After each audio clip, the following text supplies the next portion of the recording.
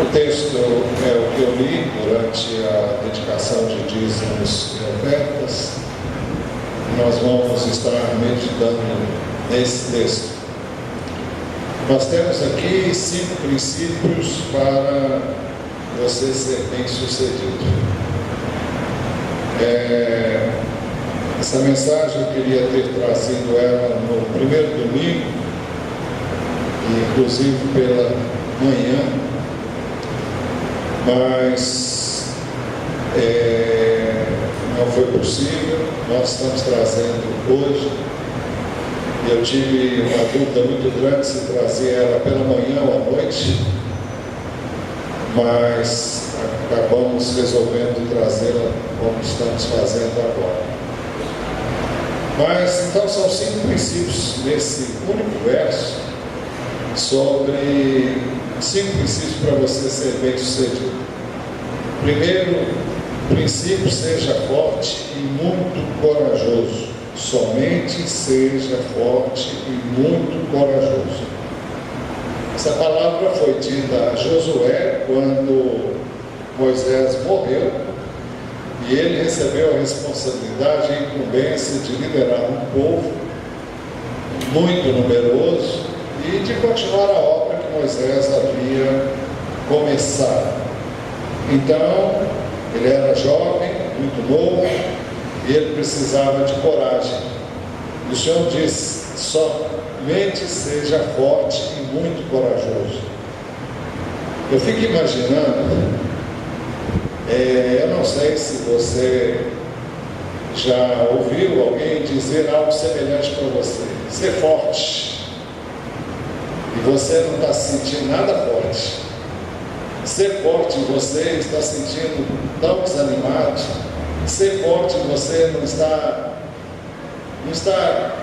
vamos dizer assim, com ânimo para nada. Onde é que nós vamos encontrar essa coragem quando nós não a temos em nós? E com certeza essa coragem não existe em nós intrinsecamente. Onde é que nós vamos encontrá-la? O apóstolo Paulo deixou claro que esse tipo de coragem, essa capacitação para fazer a obra de Deus, para levá-la a termo, ela não vem de nós, ela é graça de Deus. Ele deixou isso claro em 2 Coríntios 12, versos 9 a 10. Ele diz: minha graça é suficiente para você. Foi Deus falando. Deus disse para ele: minha graça é suficiente para você, pois o meu poder se aperfeiçoa na fraqueza. Portanto, eu me gloriarei ainda mais alegremente em minhas fraquezas, para que o poder de Cristo repouse em mim. Por isso, por amor de Cristo, regozijo-me nas fraquezas, nos insultos, nas necessidades, nas perseguições, nas angústias, pois quando sou fraco é que sou forte. Eu creio que quando o Senhor disse para Josué: somente seja forte e muito corajoso, eu não creio que ele esperava que Josué fosse forte em si mesmo e que ele encontrasse nele mesmo essa força e essa coragem para poder liderar um povo tão numeroso, com tantos desafios que ele tinha diante de si. Ele deveria depender unicamente de Deus e esperar unicamente em Deus. Naturalmente, ele tinha visto o que Deus havia feito na vida de Moisés, os milagres, as maravilhas, os sinais, os prodígios, e ele tinha visto que Deus tinha sido fiel em tudo que ele prometera a Moisés, ele havia realizado. E Deus disse para ele também, em outro trecho, que assim como ele tinha sido com Moisés, ele seria com ele. E eu creio que ele estava confiado não nele mesmo, mas naquilo que ele tinha visto Deus havia feito na vida de Moisés, e ele sabia que com certeza Deus também faria isso através dele. Não por ele, mas porque Deus o escolheu e Deus o confirmou nessa posição. Deus ungiu Moisés, antes de morrer, impôs as mãos sobre ele, deu a ele autoridade, e assim ele recebeu uma capacitação especial do Espírito de Deus para poder levar a bom termo essa tarefa. Paulo diz isso com muita propriedade quando diz: por isso, por amor de Cristo, regozijo-me nas fraquezas, nos insultos, nas necessidades, nas perseguições, nas angústias, pois quando sou fraco é que sou forte. Inúmeras vezes temos citado esse trecho em outras circunstâncias, situações, e eu creio que todos nós já o sabemos de cor, e temos dito muitas vezes que Deus deixa que nós cheguemos no fim da nossa capacidade, para que então nós recorramos a Ele e entendamos que quando vier a graça, a força e o poder, que não fomos nós, mas foi Ele, e para que nós saibamos até onde a gente vai e aonde Deus começa a agir quando nós reconhecemos que não podemos mais. Nós temos uma recomendação semelhante em 2 Timóteo, capítulo 1, verso 2, e Paulo diz assim a Timóteo: portanto, você, meu filho, fortifique-se na graça que é em Cristo Jesus. Ele está recomendando que Timóteo seja forte na graça que podemos encontrar em Cristo.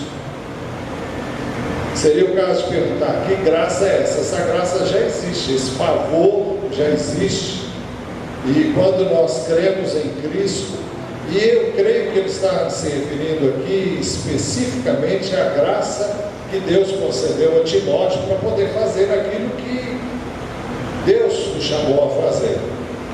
Timóteo também não foi obra do acaso.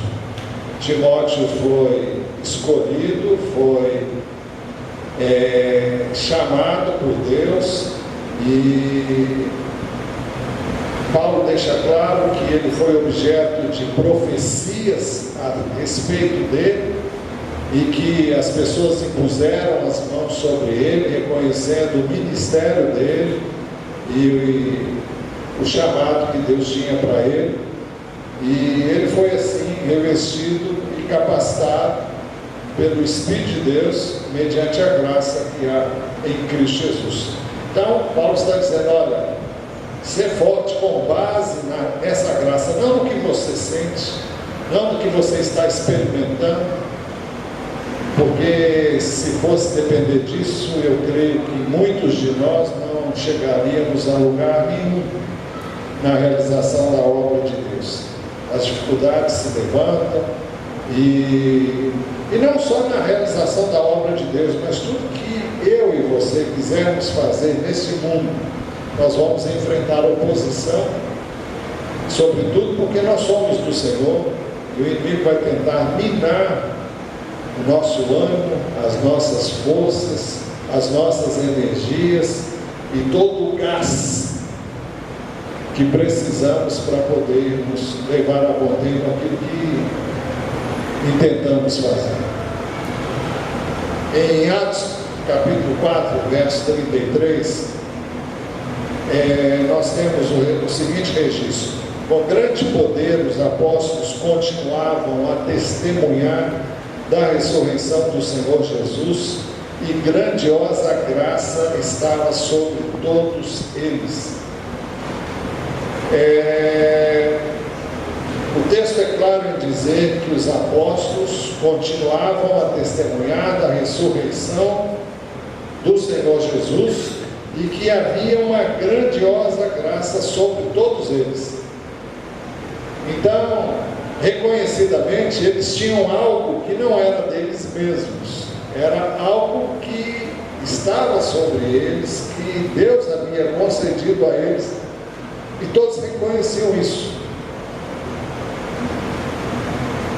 Até aqueles que não eram da igreja, como é o caso do Sinédrio, quando viram Pedro e João darem testemunho de Cristo, sabendo que eram homens iletrados, eles foram obrigados a reconhecer que eles haviam estado com Jesus. Ou seja, aquilo que eles estavam vendo na vida deles era resultado da relação que eles tinham com Jesus.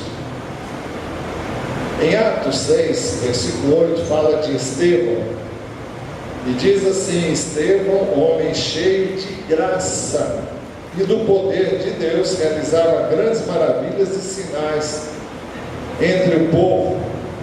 Homem cheio de graça. E uma pessoa pode realizar a obra de Deus sem essa graça. Não importa qual seja o serviço que você faz, qual o ministério que você tem, qualquer coisa que passamos para Deus, isso vai requerer graça. Graça é o poder sobrenatural, é a capacitação sobrenatural de Deus para que eu e você façamos as coisas que aparentemente, até quem sabe você pensa que poderia fazer por si mesmo. Mas basta você tentar fazer para você descobrir que você não pode. A menos que você seja daqueles que tentam dourar a pílula e parecer que você está numa boa, quando na realidade você não está. Eu sei por mim mesmo que eu nunca poderia jamais fazer qualquer coisa para Deus se não fosse pela graça dele na minha vida.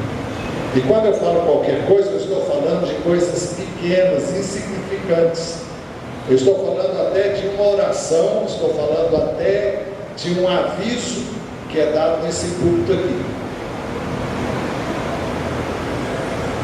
Romanos 1:4, a partir da segunda parte do verso 4, Paulo vinha falando de Jesus Cristo, nosso Senhor, e ele acrescenta: por meio dele, por causa do seu nome, recebemos graça e apostolado para chamar dentre todas as nações um povo para a obediência que vem pela fé. Ele diz que por meio de Jesus, por causa do seu nome, ele recebeu graça e apostolado. O apostolado é o ministério que ele recebeu de Deus, e quando ele fala de apostolado, ele está se referindo ao fato de ter sido chamado para ser apóstolo. E qual o significado da palavra apóstolo? É alguém que foi comissionado por outro e enviado com uma missão em nome daquele que o enviou. Então é alguém que age e opera em nome de outrem, obedecendo a um chamado, a um comissionamento que ele recebeu de quem o envia.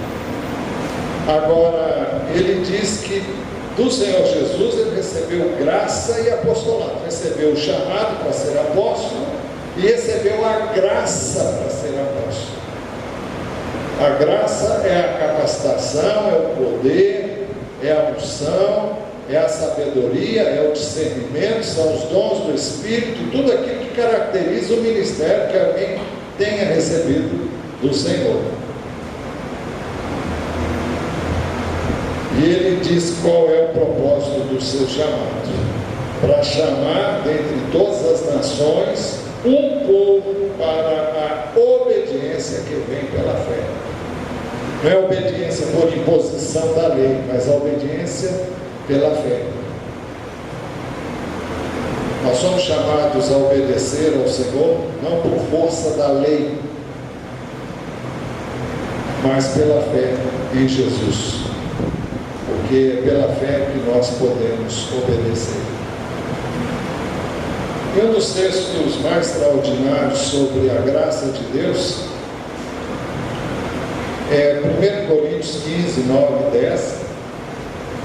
Paulo está discorrendo acerca da ressurreição do Senhor e falando que das pessoas que foram testemunhas oculares da sua ressurreição, e ele cita várias pessoas, vários apóstolos. Depois ele fala que até ele mesmo viu o Senhor ressurreto, e ele acrescenta: pois sou o menor dos apóstolos e nem sequer mereço ser chamado apóstolo, porque persegui a igreja de Deus, mas pela graça de Deus sou o que sou, e sua graça para comigo não foi inútil.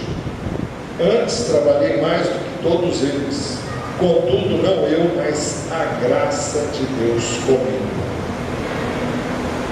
Paulo está dizendo que ele é o que ele era o que era pela graça de Deus, que o alcançou para a salvação, e ele era o que era também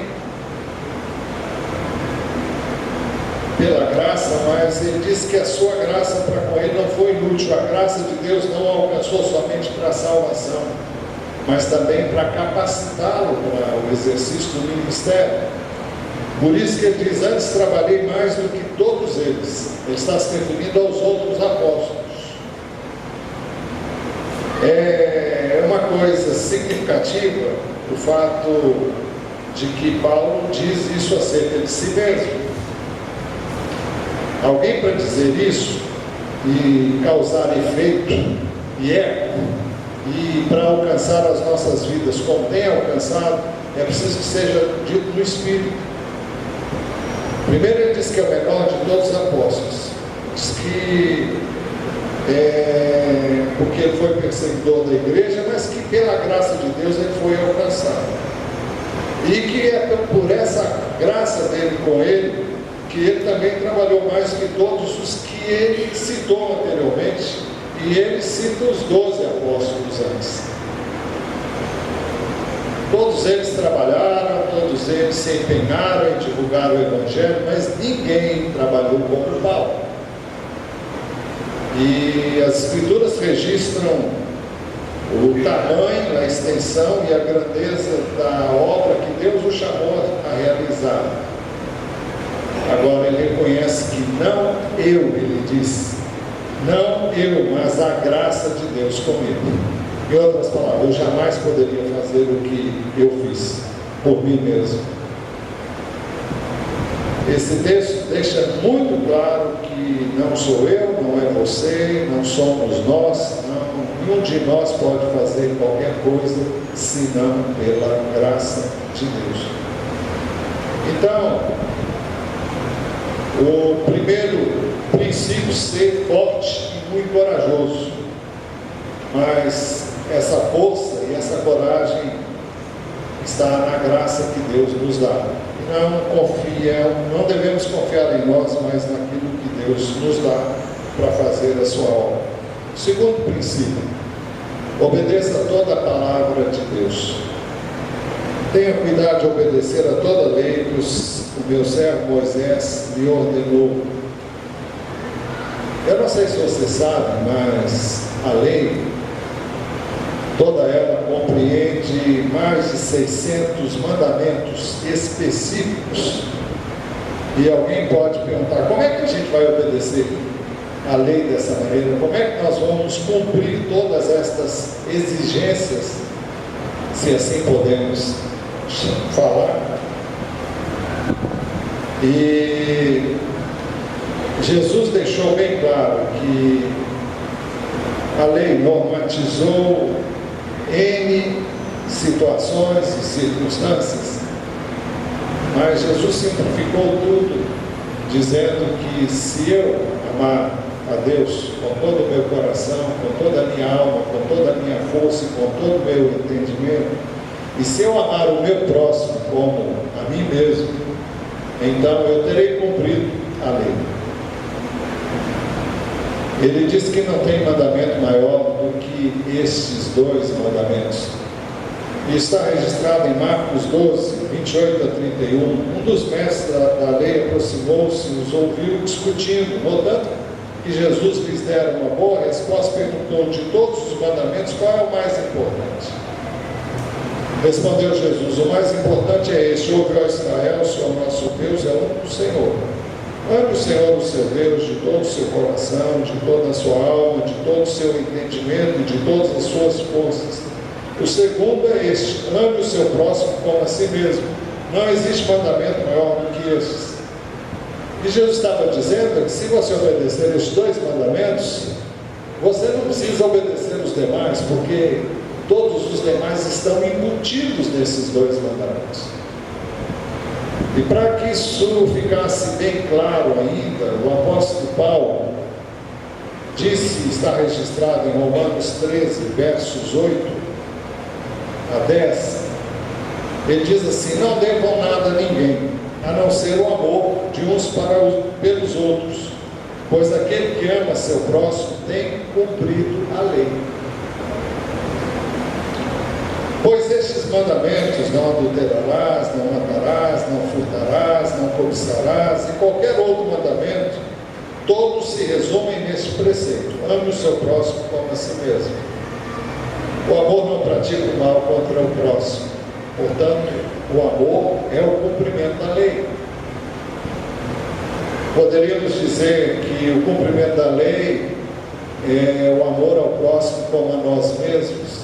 E a primeira parte do mandamento: ouve, ó Israel, o Senhor nosso Deus é o único Senhor. Amarás, pois, o Senhor teu Deus de todo o teu coração, de toda a tua alma, de toda a tua força e de todo o teu entendimento. Ninguém pode amar o próximo se não amar a Deus. Nós não podemos amar a Deus se não conhecermos a Deus. Ninguém ama quem não conhece. E por que você ama Deus? A Bíblia diz que nós o amamos porque Ele nos amou primeiro. Então você conhece a Deus, Deus se revela a você, você conhece o amor dele, e você não resiste a esse amor e você começa a amar o Senhor. À medida que você o ama e o conhece, então Ele capacita você a amar o seu próximo. Não há outro meio. Não existe mágica, não existe esforço pessoal, não existe disciplina, não tem nada disso. É uma questão de conhecer a Deus, conhecer o seu amor, ser objeto desse amor, receber esse amor, saber-se valorizado por quem é Deus com todas as letras. E se Deus me ama, se Deus que é Deus Todo-Poderoso, não precisa de nada, não requer nada, porque tem tudo, tem todas as coisas, tem todo o poder, todo o governo, toda a autoridade, o domínio. Ninguém é tão grande e poderoso como Ele, se Ele, sendo quem é, me ama. E me ama e me aceita como eu sou.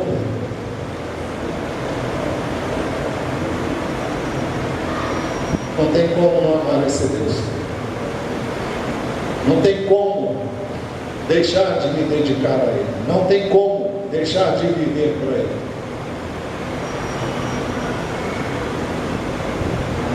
Porque ninguém ama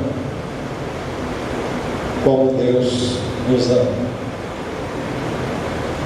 Ninguém demonstrou isso de forma mais palpável, tangível, perceptível do que Ele, quando deu o seu próprio Filho, e quando o seu próprio Filho se ofereceu também por nós na cruz, para que pudéssemos ser perdoados, purificados e fôssemos dele. Para quê? Para Ele tripudiar de nós, para Ele exercer governo sobre nós, no sentido de um governo tirânico? Não, para nos amar e nos abençoar.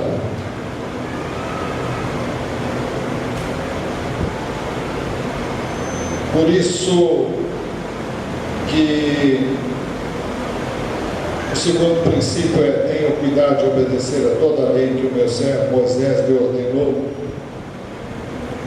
E para obedecer essa lei, toda a lei, eu preciso conhecer o Deus dessa lei. Preciso conhecer o Deus que ordenou que eu amasse, eu conhecesse, o amasse, e por meio dele amasse o meu próximo. A Bíblia diz que quem não ama, não conhece a Deus, porque Deus é amor. E o texto que nós lemos por último em Romanos diz que o amor não pratica o mal contra o próximo, de forma, ou portanto o amor é o cumprimento da lei. Então, o segundo princípio é obedeça toda a palavra de Deus. E obedecer toda a palavra implica em amar a Deus e ao próximo. Terceiro princípio, não se desvie nem para a direita nem para a esquerda da palavra de Deus.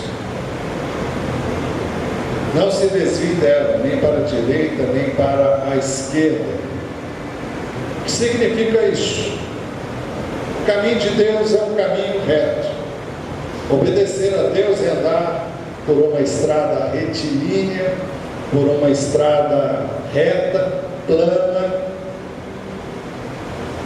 Significa que você tem um alvo e você mira lá no alvo e você persegue esse alvo e você anda retamente até alcançar aquele alvo.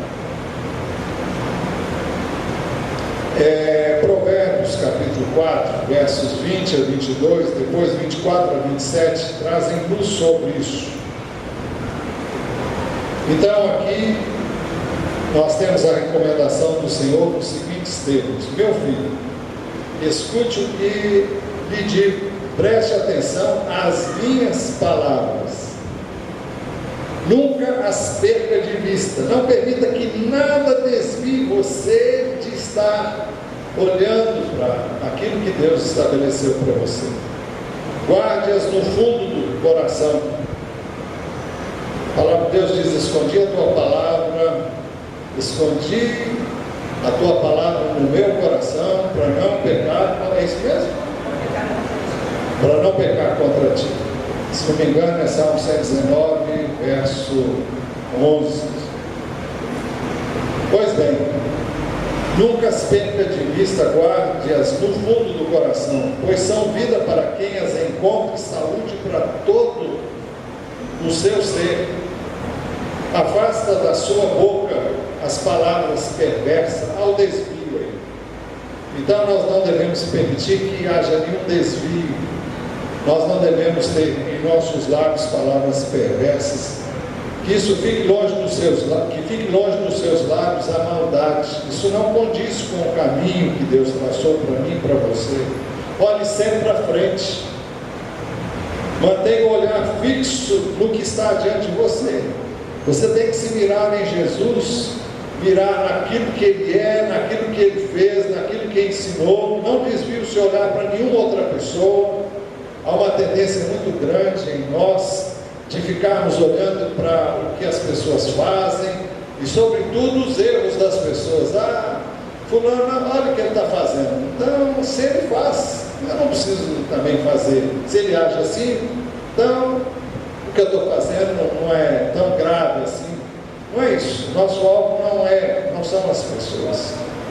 O nosso modelo é Cristo, o nosso modelo é a palavra dele, é o ensino dele. É isso que eu tenho que perseguir, é isso que eu tenho que buscar, e não aquilo que eu vejo na vida dos outros. Os outros vão dar contas de si mesmos a Deus. Eu e você vamos dar contas a Deus daquilo que eu e você fazemos. Então não vá naquilo que os outros estão fazendo, vá naquilo que Deus disse para você fazer.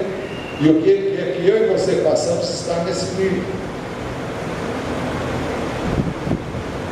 Olhe sempre para frente, mantenha o olhar fixo no que está adiante de você. Veja bem por onde anda, e os seus passos serão seguros. Olhe para frente, olhe para o que é reto, olhe para o que é direito. O que Deus tem estabelecido para você, não olhe para a direita nem para a esquerda. Não se desvie nem para a direita nem para a esquerda. Afaste os seus pés da maldade. Toda e qualquer forma de mal, sai fora, corre, foge disso.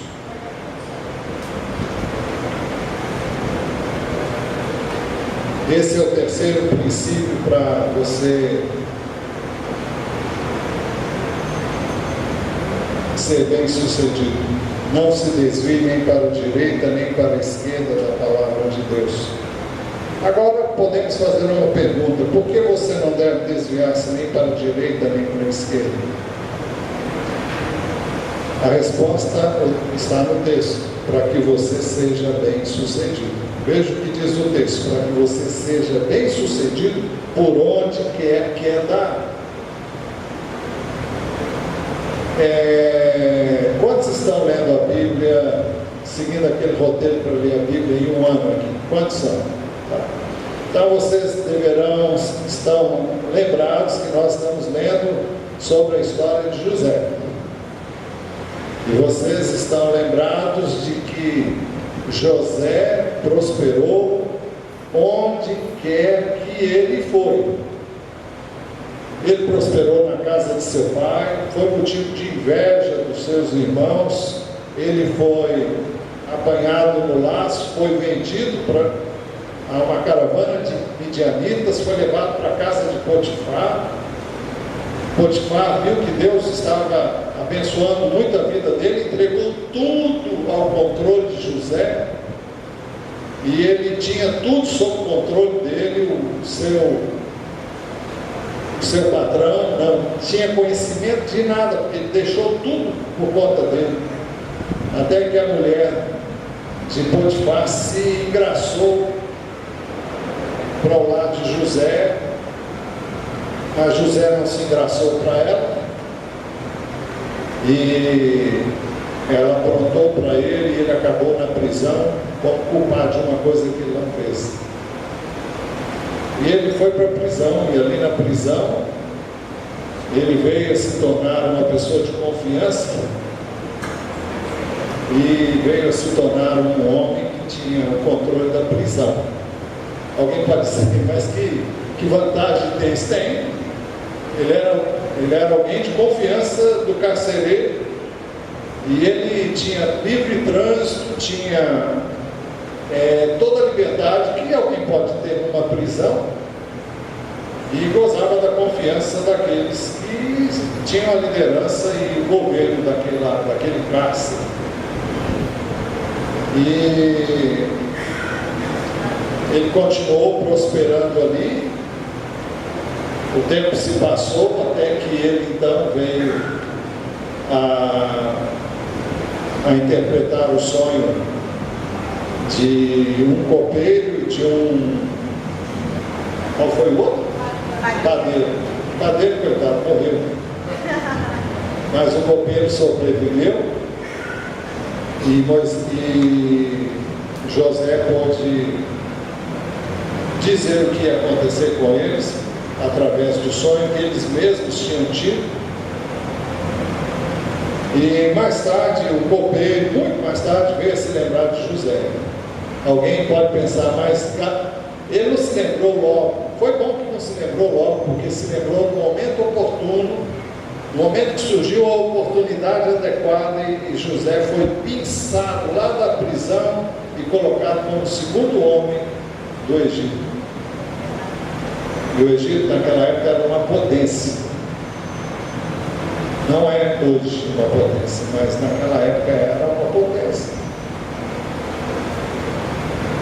Então, Deus faz com que as pessoas prosperem, para que você seja bem sucedido por onde quer que andar. De Davi, o Senhor disse que Deus lhe dava vitória por onde quer que ele ia. E o que ele estava sob o domínio e o governo de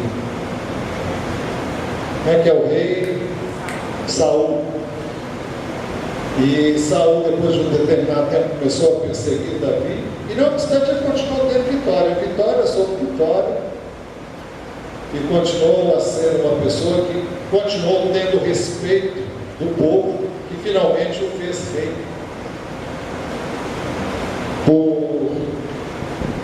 para alcançar o propósito de Deus. Já falamos sobre isso aqui em outras ocasiões e eu não vou continuar falando sobre isso. O quarto princípio: não deixe de falar a palavra de Deus. Não deixe de falar as palavras deste livro da lei.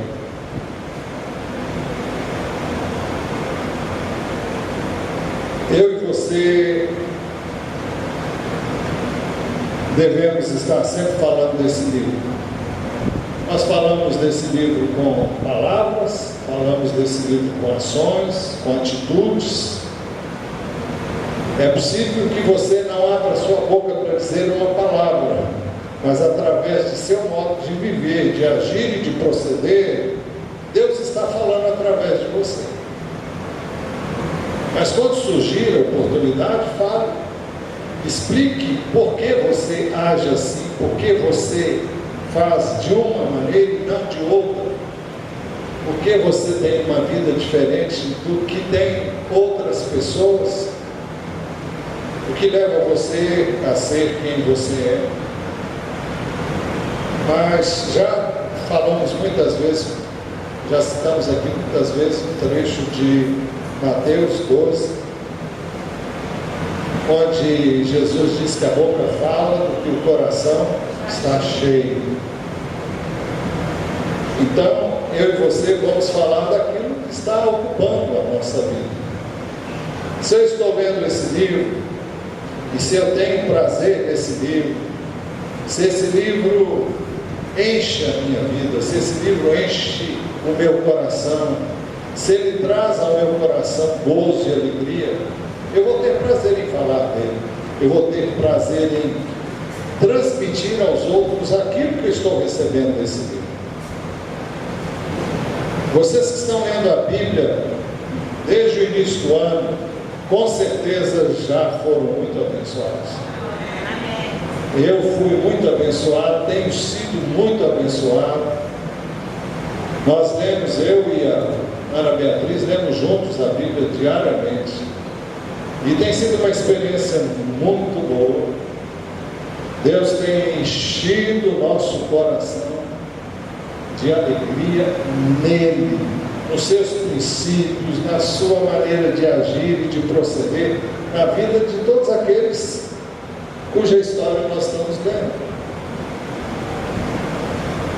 E é algo realmente muito extraordinário poder conhecer esse livro, amar esse livro, ler esse livro, meditar nesse livro. Então, o quarto princípio: não deixe de falar a palavra de Deus. Quinto princípio: medite na palavra de Deus dia e noite, e de meditar nelas de dia e de noite. Em outras ocasiões temos dito que você não vai meditar, você não vai ler a Bíblia o dia inteiro e a noite toda, mas você reserva um tempo durante o dia ou durante a noite para ler esse livro, mas meditar nele você pode meditar o tempo todo. Jesus disse que o Espírito nos faria lembrar de tudo que ele havia dito. Agora, para nós nos lembrarmos, nós temos que ter ouvido. Para nos lembrarmos, nós temos que ter lido. Para nos lembrarmos, nós teremos que meditar. Eu medito, e quando surge uma oportunidade, Deus traz à minha mente, o Espírito de Deus traz à minha mente aquilo que eu preciso para aquela circunstância. Isso é meditar, é parar, refletir e deixar que essas palavras continuem a agir na minha vida, e também, quando surgir a oportunidade, Deus vai trazer essa palavra ao meu coração. Agora, eu queria fazer duas perguntas que o texto responde. A primeira pergunta: por que meditar na palavra dia e noite? E o texto responde: para que você a cumpra fielmente. Para que você cumpra fielmente tudo que nele, nesse livro, está escrito.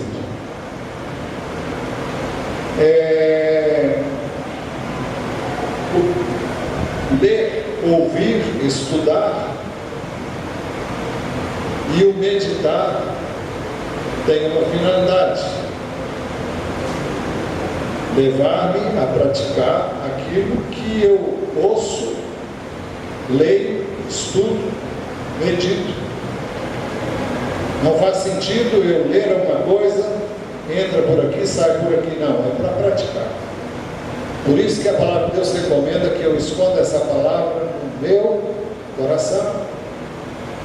Significa guardar, significa armazenar, significa reter, significa deixar que essa palavra habite ricamente no meu e no seu coração, para que quando surgir a necessidade, você saiba onde está, em que prateleira você vai encontrar.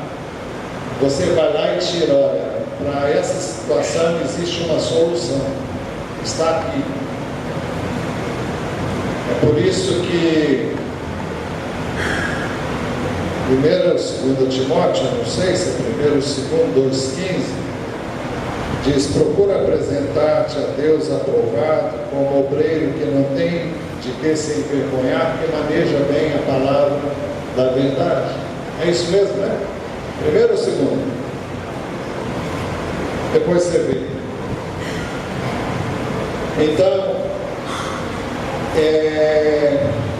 nós vamos meditar para que eu vou meditar, você vai meditar para que você possa cumprir fielmente essa palavra. Segunda pergunta: por que cumprir fielmente a palavra? Essa palavra responde: porque só então os seus caminhos prosperarão e você será bem sucedido. Só então os seus caminhos prosperarão e você será bem sucedido. Em outras palavras, não existe mágica. Se eu e você atentarmos para essa palavra, nós cumprirmos essa palavra e buscarmos viver essa palavra e obedecer essa palavra, não há como as coisas darem errado. Não tem como. Se você observar os ensinos do Senhor, se você buscar estes princípios e viver estes princípios, não tem erro, não tem como errar.